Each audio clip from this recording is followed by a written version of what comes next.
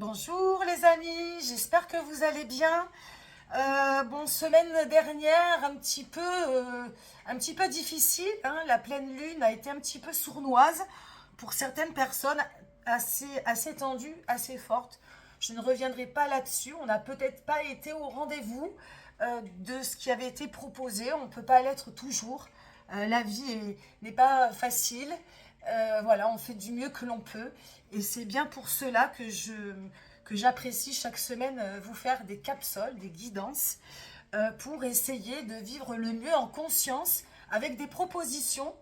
Hein, ce sont des propositions d'énergie, des propositions de chemin. Alors ça peut parler à certaines personnes et ça ne parlera pas à d'autres, peu importe. Mais l'exercice est de garder, de garder la guidance comme un mantra, comme une espèce de résonance. Et en cours de semaine, de se dire, bon, ben, qu'est-ce qui va pas, qu'est-ce qui va, hein. Ça match aussi quand les choses sont positives. Et puis de se régler en fonction de ça. Parfois, les choses que l'on vit sont plus fortes que tout. D'autres fois, on peut arriver à mettre le doigt dessus et puis ben, au lieu de tourner à droite, on tourne à gauche et vice-versa. Vivre en conscience, c'est vivre dans le moment présent et évidemment dans la spiritualité et dans le bien-être en général, hein, sans que ce soit quelque chose de spirituel. Mais en fait, on apprend avec la vie que pour être heureux, c'est vivre à l'instant présent. Et les cartes, l'astrologie, le massage, les soins énergétiques, mais même faire de l'art, hein, jouer de la musique, faire de la danse, jouer de la comédie. En fait, ce sont des activités, des passions, des dialogues avec soi-même où on doit être dans son moment présent, où on doit vivre chaque seconde. Et voilà, et c'est en ça que j'ai sorti, ce que je fais, ces guidances générales. Je fais également des guidances privées qui sont à peu près pareilles, mais qui ont une autre fonction. Mais la guidance générale, c'est voilà, on sort quelque chose d'assez général, on voit si ça parle, et on essaie de s'ajuster en fonction de ça.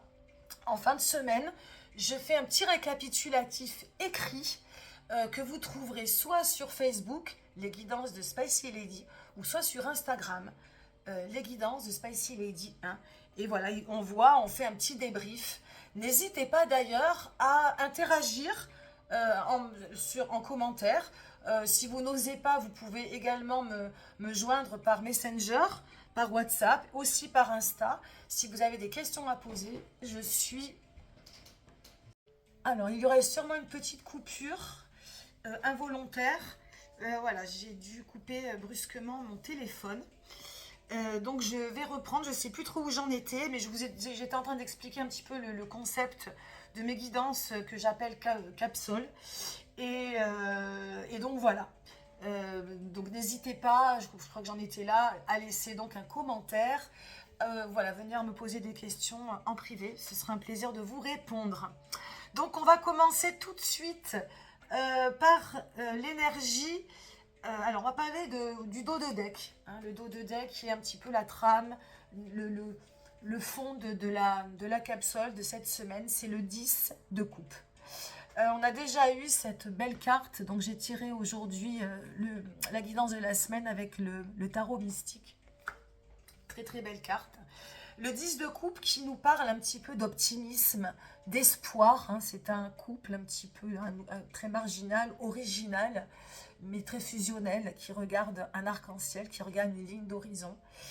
Et on est actuellement donc dans l'ère du Sagittaire qui a été un petit peu difficile à comprendre, difficile à entendre à cause un petit peu d'une forte pleine lune et d'autres aspects qui ont été un peu mouvementés. Mais le signe du Sagittaire, de ce que j'ai compris de mes confrères les astrologues, c'est un signe très optimiste, très voilà, qui vise très grand, qui est très léger, très lumineux. Et on pourrait penser cette semaine que nous avons envie de nous confronter, en tout cas à plus grand, que nous avons envie de confronter nos rêves, nos espoirs et beaucoup plus de lumière dans notre vie. Donc ça, c'est un point positif. On va voir maintenant l'énergie extérieure qui est d'ailleurs aussi autour de la coupe, le 7 de coupe. Hein, donc le 10 de coupe, c'est quelque chose d'intérieur. Hein. on commence notre semaine avec cet espoir, cette lumière intérieure et essayer justement d'être le plus optimiste possible. Et l'énergie extérieure, lui, c'est le 7 de coupe. Hein, ça, c'est l'énergie du Light Years, enfin d'un autre jeu que j'ai tiré. Le 7 de coupe dans le tarot de Marseille, c'est la générosité, la fluidité, le donner et le recevoir, hein, de manière assez grande. Dans le sens inverse, cette carte peut se montrer, comment dirais-je, on peut être insatisfait. Donc là, le personnage est plutôt timide. Il n'arrive pas trop à faire les raccords entre ce qu'il aime. Alors, ce qu'il aime lui, hein, voilà, quelles sont les personnes qui l'aiment en retour. Alors, ça peut être des personnes, mais ça peut être aussi les activités, les choses de la vie. Qu'est-ce qu'on aime, qu'est-ce qu'on n'aime pas, quel sens je donne un petit peu, quel sens on va donner un petit peu à tout ce qui nous entoure voilà, dans nos amitiés, dans nos amours, hein, que ce soit pour des gens ou pour d'autres choses. Donc là, voilà, ça va être un petit peu l'énergie extérieure et on va dire qu'il y a plutôt le sentiment de timidité, de ne pas oser, de ne pas trouver de sens. Hein, je dirais plutôt ça. Donc le but, ça va être justement l'inverse, de trouver du sens, d'être un petit peu moins timide, un peu plus farouche dans nos énergies concernant notre cœur et tout ce qui est autour. L'énergie principale intérieure. 4 de denier. Très très jolie carte également. Alors, le 4 de denier dans le tarot de Marseille. Le 4, je vous le rappelle, c'est la stabilité, la sécurité. Le denier, c'est ce qui est palpable, l'incarnation, la matière, ce que l'on peut toucher. C'est un travail, ça peut être le rapport à l'argent, le foyer, la santé, le faire, l'action. Voilà, tout ce qui concerne un petit peu, voilà, tout ce qui est tangible, tout ce qui est concret. Tout ce qui est vraiment dans la matière. Dans cette carte-là, le 4 de denier est complètement... Donc, il y a 4 verrous, hein, derrière un portail. Le personnage principal, c'est une mi-femme, mi-maison. Hein, et donc, on pourrait penser justement qu'il n'y a pas de sécurité ou trop de sécurité. Hein, trop de verrouillage, hein, puisque là, je vais reprendre vraiment l'illustration l'illustration du jeu. Nous sommes verrouillés peut-être derrière des schémas anciens où on n'arrive pas justement à débloquer, on n'arrive pas à ouvrir certaines portes. Hein. Du coup, ça nous empêche de marcher, ça nous empêche de traverser ce qui se passe derrière, puisqu'on reste un petit peu sur des acquis. Hein. L'idée de rester sur des acquis, l'idée de rester vraiment en mode verrouillage, en mode blocage. Donc, ça peut être le corps. Hein. Donc, j'ai envie de dire, une bonne séance d'ostéopathie parfois peut faire du bien, peut débloquer un massage. Hein, on peut rester dans le corps, on peut rester donc dans ses domaines de prédilection, si ce sont des sports, des activités qui tournent autour du corps. Ça peut être au niveau du travail, quels sont vos blocages, quels sont vos verrouillages, qu'est-ce qu'il faut aller, voilà, quelles sont les clés, quels sont les domaines, quelles sont les portes à ouvrir pour débloquer.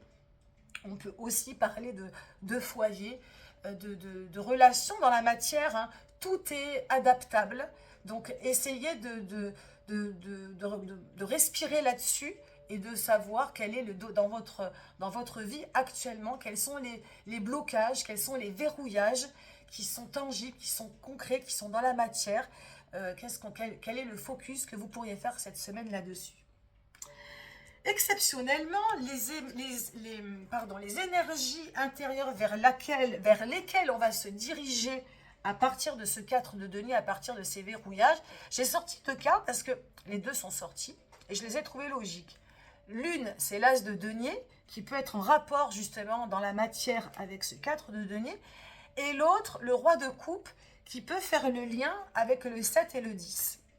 Alors, c'est un petit peu mathématique, un peu logique, mais le tarot est logique parfois, souvent. Donc, on va essayer voilà, je vais vous expliquer vite fait qu'est-ce que j'entends par là. Dans l'as de denier, c'est l'as, donc l'as, c'est le numéro 1. Hein, c'est quand on commence l'apprentissage du tarot, on commence par l'as, puis le 2, le 3, le 4, jusqu'au 10. Après le 10, il y a le valet, la reine, le roi et le cavalier. L'as, donc, c'est le numéro 1. J'entends que pour déverrouiller, et pour débloquer voilà, ce qui nous empêche d'avancer, eh bien, c'est le reset. Hein, c'est de tout recommencer à zéro et de se dire, bon, ben là, je vais essayer de semer une nouvelle graine, puisque je n'arrive pas, puisque là, en ce moment, je bloque, puisque je patine, puisque je n'avance pas, puisque ce que je vis est inconfortable et est insatisfaisant. Hein, on adapte, on peut mettre tous les adjectifs que l'on veut. Eh bien, pour le coup, eh bien, allez, reset. Je fais table rase et je recommence avec un nouvel. Alors, ça peut être un objectif, ça peut être un projet, ça peut être un partenaire, ça peut être voilà, une solution. Hein, c'est-à-dire qu'on était en train de se heurter sur le même chemin. Bon, ben, on décide d'en prendre un autre. Hein. Ça peut être tout aussi simple et tout aussi léger et petit que ce soit.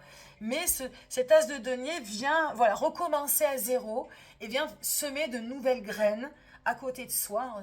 J'espère que vous voyez bien la carte pour qu'on puisse voilà, parce que pour qu'on puisse partir sur de nouvelles bases avec plus de recul, hein, et qu'on puisse voilà, et plus peut-être de liberté puisqu'on est dans une situation qui patine. Donc ça, c'est pour le côté concret, matière, hein, par rapport à cette carte un peu, voilà, qui est un peu verrouillée, un peu bloquante. La deuxième énergie vers laquelle on peut essayer de focaliser cette semaine, c'est le roi de coupe. Hein. C'est-à-dire que ce personnage timide, voilà, qui ne sait pas trop où il en est dans sa vie émotive, dans sa vie sentimentale, hein, qui se pose un peu des questions existentielles, qui est voilà, insatisfait aussi peut-être sur certains plans. Peut-être que cette énergie va nous demander de renforcer certains liens, de prendre un petit peu le cap. Hein, le personnage tient un bateau, hein, le bateau qui est à la place de son cœur, et il met le bateau un peu au-dessus de l'eau. En dessous de l'eau, il y a des prédateurs marins, et là, il y a la houle, et donc on sait que le bateau peut à tout moment chavirer, mais là, il reprend un petit peu sa vie sentimentale, son cœur en main, pour replacer un peu le bateau sur sa ligne un peu de flottaison. Donc l'idée, c'est ça, c'est d'essayer de, si on sent aussi qu'on patauge un petit peu dans la semoule, qu'on a des relations un petit peu vagues, un peu instables, insatisfaisantes, c'est d'essayer de reprendre hein, son cœur, de reprendre son bateau et de le reprendre en main, hein, de savoir un peu où ça pêche et de reprendre un petit peu tout ça en mode c'est moi qui décide, c'est moi qui commande. Voilà, de mettre un petit peu plus de conscience peut-être pour trouver, voilà, pour se retrouver avec un cœur un peu plus stable. Bon, j'avance un peu parce que je suis un peu bavarde aujourd'hui. Le piège à éviter, la force. Donc, par rapport à tout ça, la force, ça va être là, donc on est dans le piège à éviter. La force est représentée par un lion, hein, c'est la force tranquille. Quand on dit la force tranquille, c'est justement de maîtriser des réactions qu'on peut avoir parfois et qui nous dépassent. Donc le piège à éviter là, ça va être de se dominer, de ne pas laisser rugir son lion intérieur et de canaliser eh bien, sa colère si c'est de la colère, ses peurs si c'est ses peurs. Voyez, c'est un petit peu vos démons intérieurs mais en mode réactionnel. Hein, soyez votre propre force et ne succombez pas donc à tous les, comment dirais-je, à voilà, tous les sentiments extérieurs ou intérieurs voilà, qui font appel peut-être des fois à des choses qui vous dépassent. Donc je répète, jalousie, peur, colère, etc., etc. Voilà, je reprends encore donc une petite interruption, rien de grave. Ensuite, le conseil à adopter, eh bien, je trouve que ça va de pair avec la force, c'est tempérance. Hein. Regardez comme elle est belle cette carte. Donc, au lieu de succomber, au lieu voilà, de laisser parler vos peurs, de laisser parler la colère, de laisser parler la jalousie, de laisser parler des choses que vous n'arrivez pas à maîtriser. Hein, vous respirez un bon coup, vous tournez la langue 7 fois dans votre bouche, vous allez courir, vous lisez un bouquin, vous partez, vous fuyez les endroits hein, qui sentiraient mauvais avec les mauvaises énergies et vous allez vous connecter à votre tempérance. Hein, connectez-vous même à cette image magnifique de ce personnage, mais fluide, en osmose, serein. Hein, la tempérance, c'est la plénitude, c'est l'équilibre interne, c'est la modération, la pondérance également. Et vous voyez, les oiseaux, elle est elle-même un oiseau, elle est complètement en légèreté, en fluidité, en douceur. Hein. C'est vraiment la réconciliation des... Voilà, c'est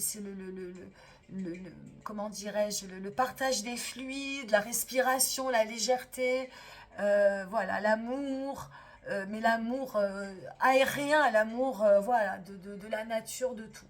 Donc connectez-vous à cette belle énergie fluide, à cette légèreté, hein, à mettre de l'eau dans votre vin et à ne pas surréagir. Voilà ce que je peux vous dire sur l'énergie, sur les énergies de la semaine. Je tenais à remercier aux quelques personnes qui se sont abonnées à mon compte, ça fait super plaisir. Pensez à liker, c'est très très important si toutefois vous avez aimé cette guidance. Ça m'encourage à continuer. Et une dernière petite chose également, vous pouvez partager cette capsule si le cœur vous en dit. Voilà, ça, si vous trouvez que ça vous a parlé, si vous voulez faire partager ces énergies à d'autres personnes, c'est ok. Voilà, belle semaine à vous et je vous dis à la semaine prochaine. Bye bye.